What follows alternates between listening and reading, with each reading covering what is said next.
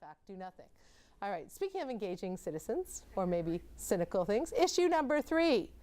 We are talking now about whether or not the city, in fact, funds or supports the arts in a real way, Loren. It was Juno weekend, yay, everything was fantastic, everyone's got a wonderful Juno hangover, let's say. But do you think that there's real sustainable support for the arts in Hamilton? I think that there's a wonderful lesson, and separate from the yay Hamilton stuff, that is a takeaway, that the city of Hamilton, the politicians, that economic development, tourism and culture needs to throw around the real numbers.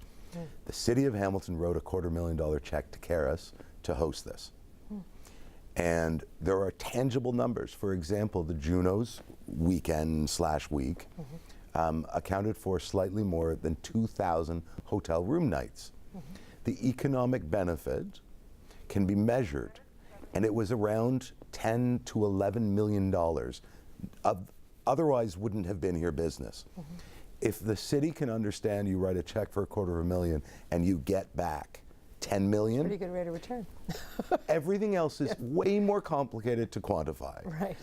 You know, seeing that Hamilton, coast to coast, on whatever network aired the Juno television show, what does that do? Well, you can argue that it's great for our image nationwide. You can argue that it's irrelevant. But what you can't argue is to talk to the hoteliers and see what was booked, and talk to the restaurants who saw the uptick.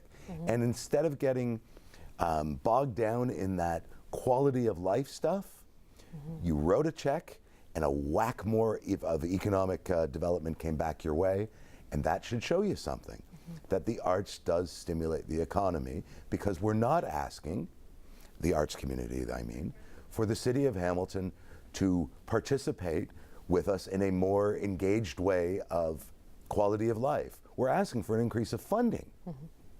So you measure it properly and you see the results. And the Junos did a great job of doing exactly what they were supposed to do. Well, I think it's important to have the quantifiable measurement, right? Yes. You're looking for an ROI, but the quantifiable as well. I work in the world of public relations, and people always say, well, what is the connection between good buzz, good PR, good exposure, and ultimate bottom line or brand building, etc.?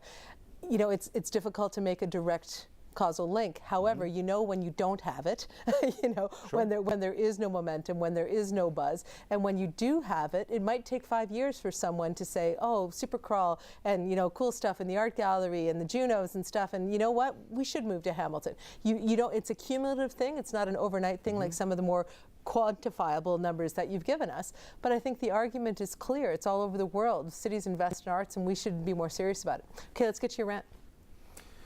Okay, so what I got to be very careful as to what I say.